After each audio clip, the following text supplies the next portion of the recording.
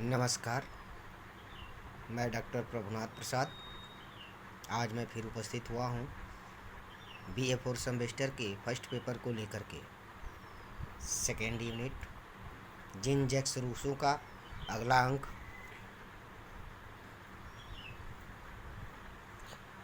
समान इच्छा के निर्माण की प्रक्रिया। समान इच्छा के निर्माण की प्रक्रिया का उल्लेख करते हुए रूसो कहता है कि हम सबकी इच्छा से चलते हैं और समान इच्छा पर पहुंचते हैं। यह व्यक्ति विभिन्न समस्याओं पर पहले अपने व्यक्तिगत दृष्टिकोण के अनुसार चिंतन करते हैं जो उनकी गत यथार्थ इच्छा पर आधारित होती है।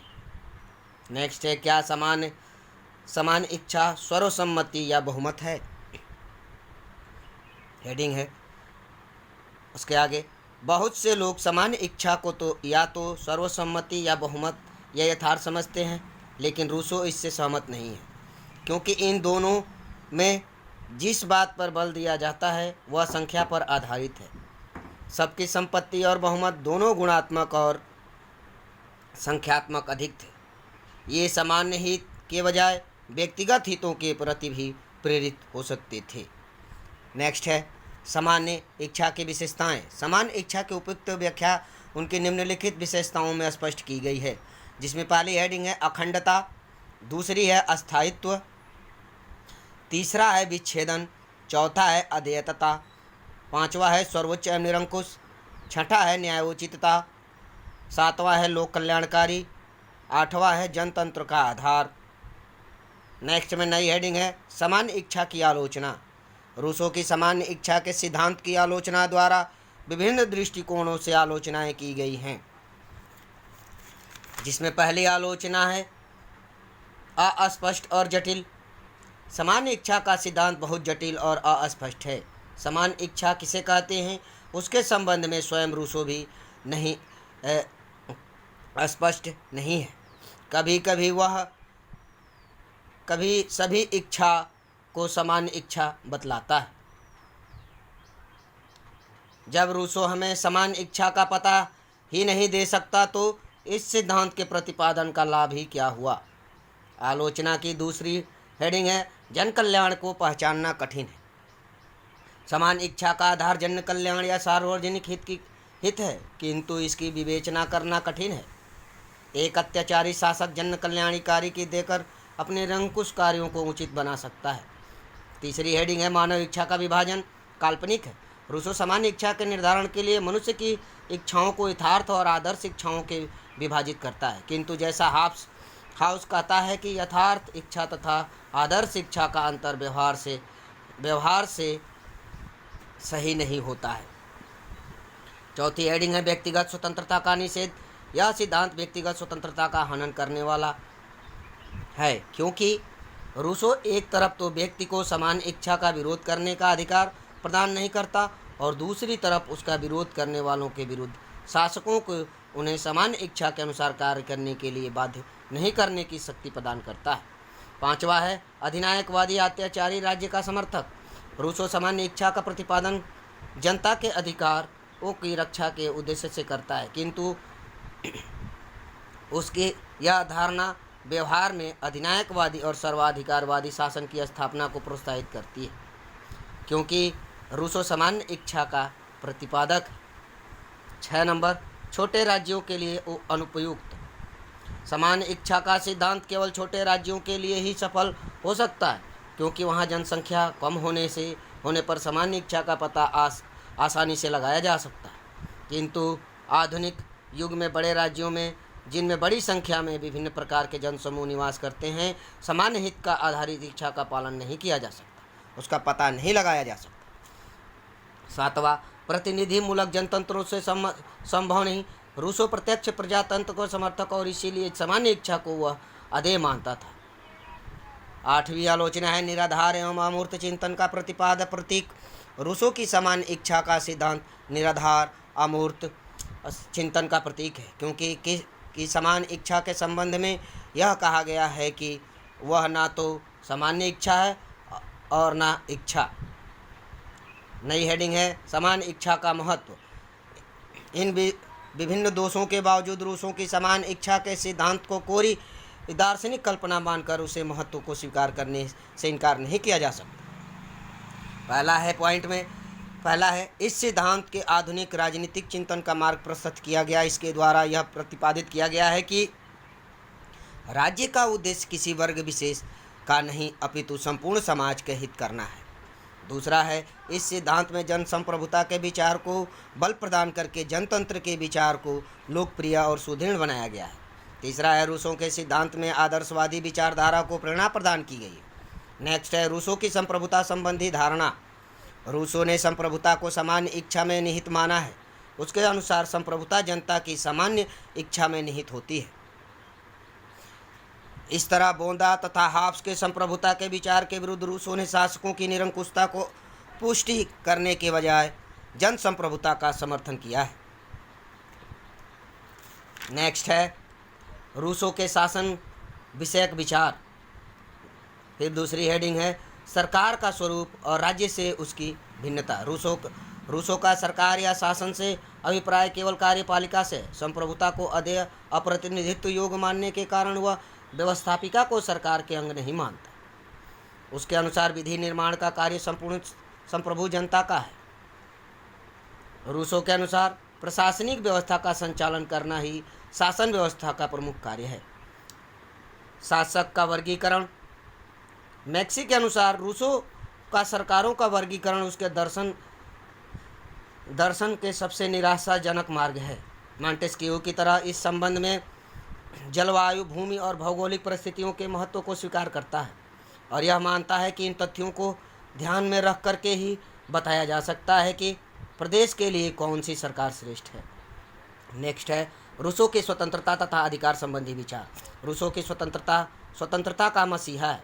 उसके बहुत ही ओजस्वी भाषा में स्वतंत्रता को गुण शासन किया गया है। अपने ग्रंथ सामाजिक समझौते में उसने लिखा है कि स्वतंत्रता मानव पर आंतरिक तत्व है।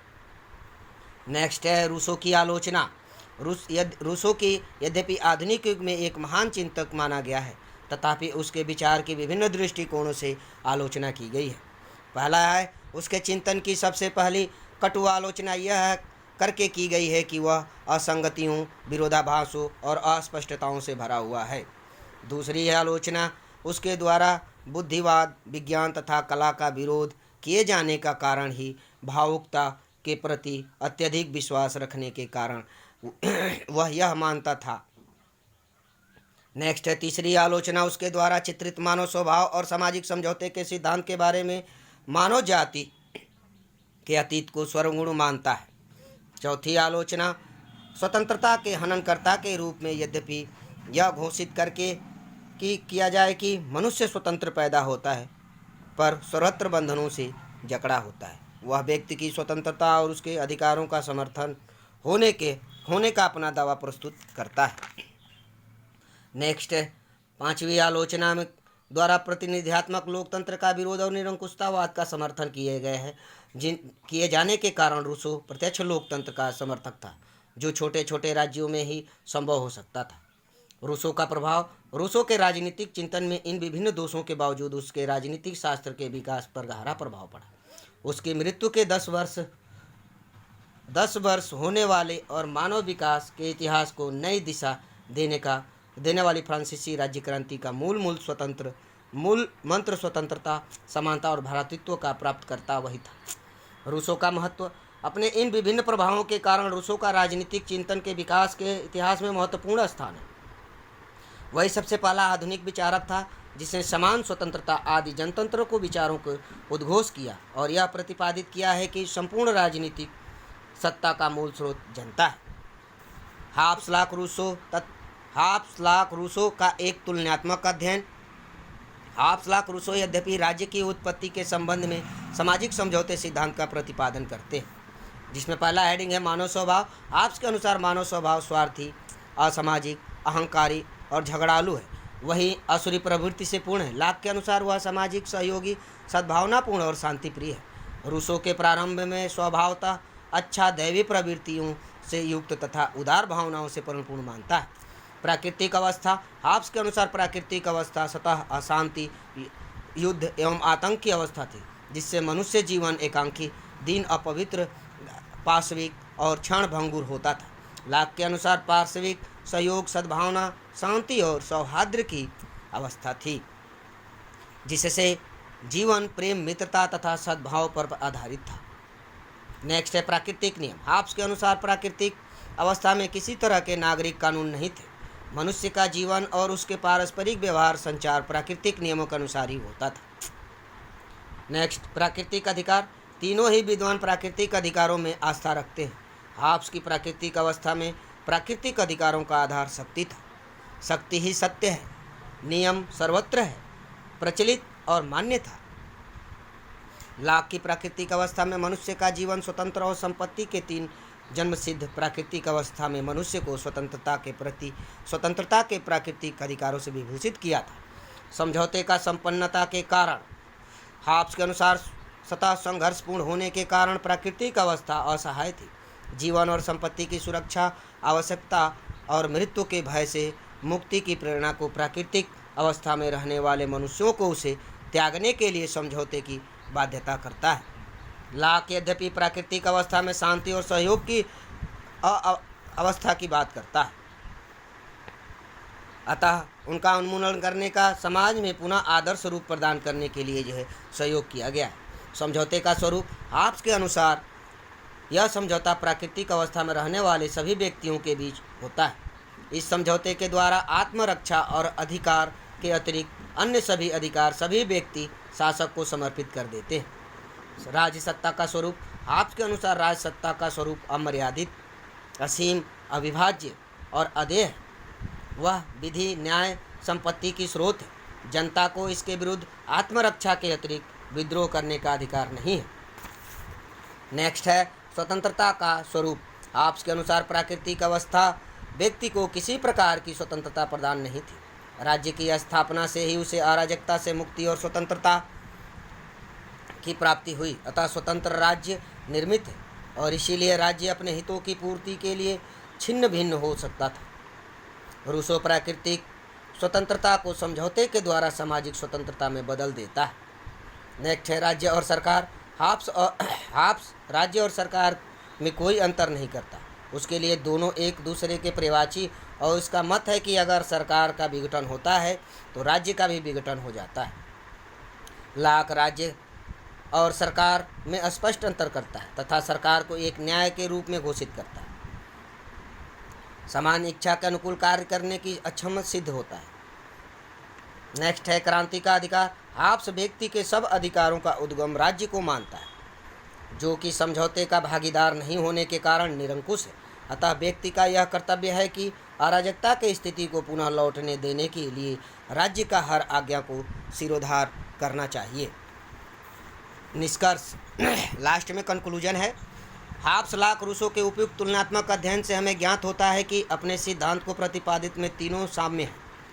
हुए भी विरोध में हमें यह दिखाई देता है कि जो कुछ हाब्स करता है, लाक उसका खंडन करता है और रूसो उन दोनों में समन्वय स्थापित करने की चेष्टा करता है। धन्यवाद, नमस्कार। नेक्स्ट में हम 3rd यूनिट लेकर के उपस्थित होंगे। तब तक लो आप लोग अध्ययन करते रहिए।